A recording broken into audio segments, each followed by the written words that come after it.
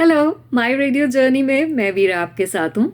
और मैंने कहा था ना कि आज मैं आपसे बताऊंगी कि प्रोग्रामिंग हेड होने के साथ साथ जब मैं मॉर्निंग शो होस्ट कर रही थी तो मेरी लाइफ में क्या हुआ। देखिए, ऐसा है कि जब आप रेडियो जॉकी होते हैं तो आपका शो आपकी रिस्पॉन्सिबिलिटी होती है, पर जब आप प्रोग्रामिंग हेड होते हैं तो पूरी हर कोई जिम्मेदारी आपके ऊपर होती है और फोकस आपको खुद से हटा करके टीम पे देना होता है। तो मैंने बाय एंड बाय ये लर्न किया कि कैसे किसको मैं सपोर्ट कर सकती हूँ, कौन से ऐसे कॉन्सेप्ट्स ला सकती हूँ जो मेरे शो से भी अच्छे हों और मेरे जो टीम मेंबर्स हैं वो मुझसे भी अच्छा परफॉर्म करें। एक्चुअली एक प्रोग्रामिंग हेड की स्पिरिट को जो है मैंने आने वाले सालों में अच्छे से समझा। उसी के साथ साथ आपको मैं बताऊं कि रेडियो पे एक बहुत इंपॉर्टेंट चीज़ होती है, वो है रिकॉल। हर प्रोग्रामिंग हेड को रिकॉल पे काम करना पड़ता है ना। What is recall?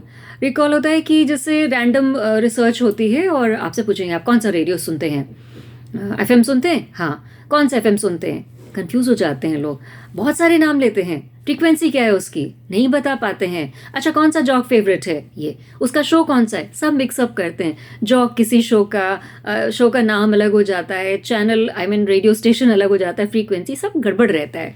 तो लिसनर्स क्या होता है, लिसनर्स सिर्फ सुनते हैं, रिकॉल नहीं है। रिकॉल से मतलब कि उनको कौन सा आरजे कौन सा शो होस्ट करता है, क्या फ्रीक्वेंसी है, किस स्टेशन पे, ये सब उनको बहुत ज़्यादा डिटेल से ही समझ में आते हैं या रिटेन नहीं कर पाते। इसी को हम कहते हैं रिकॉल। और एक प्रोग्रामिंग हेड की जिम्मेदारी होती है कि उसके सारे जॉक्स की रिकॉल हो, उनके सारे शोज़ की रिकॉल हो, उनके स्टेशन की रिकॉल हो और उनकी फ्रीक्वेंसी की भी रिकॉल हो। Now this is one mammoth task जो मैंने सीखा और मैंने बहुत इंटरेस्टिंग कॉन्सेप्ट्स भी करे। और इंसिडेंटली अच्छा ये हुआ कि काफ़ी कुछ इम्प्रूवमेंट भी आया। बहुत सारे जॉक्स जो थे वो रिकॉल पे आए। जैसे फहद था, वो शाम का शो होस्ट करता था, जबकि एनर्जेटिक जॉक की ज़रूरत थी। तो वो उसका एक अपना पेस था, बहुत ही आराम से करने वाला, दिल से सुकून से करने वाला था। तो मैंने उसे दोपहर का स्लॉट दिया जिससे औरतें ज़्यादा सुनती हैं, तो उसका कनेक्ट औरतों से बहुत अच्छा बना and he became very very popular. और मीनू उस वक्त दोपहर का करती थी, मेरी प्यारी Meenu. Hello mini mini Meenu. तो मैंने कहा पहले तो तेरा नाम बड़ा कॉमन है, इसको कुछ अलग से, इसको एक वो देते हैं, हुक देते हैं। तो मिनी मिनी मीनू मैंने किया and she became really very popular and I gave the evening show. उसको इवनिंग शो दिया and she was very energetic and she carried it of इतने अच्छे ढंग से कि evening show was like flourishing like anything. तो मुझे बहुत अच्छा लगा। एक और स्लॉट होता है 2 to 5। कहते हैं सबसे कम लिसनर्स रेडियो में इसी टाइम स्लॉट में होते हैं।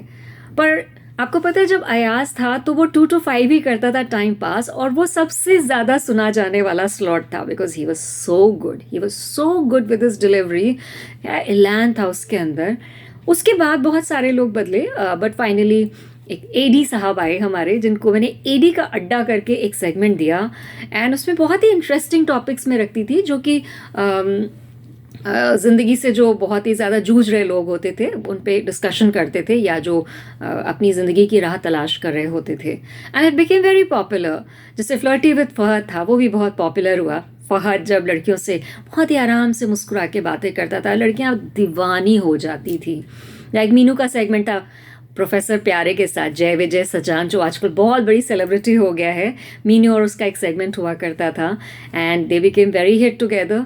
तो इस तरह से बहुत सारी चीज़ें हैं जो इम्प्रोवाइज़ हुई उस वक्त रेडियो में, और मैंने बहुत कुछ सीखा कि टीम के लिए कैसे काम करते हैं। अगली बार एक और स्टोरी, मेरी रेडियो जर्नी जो आप सुन रहे हैं यहीं पर, मंडे, वेंसडे एंड फ्राइडेज़ को। बहुत सारी चीज़ें हैं जो मुझे आपको बतानी है। एक्चुअली मेरी जर्नी नहीं है, मेरे साथ साथ रेडियो की भी जर्नी है कि किस तरह रेडियो ने अपने आप को इम्प्रूव किया, इम्प्रोवाइज़ किया, क्या क्या उसमें नए एडिशंस होते चले गए। तो अगली बार एक और कहानी।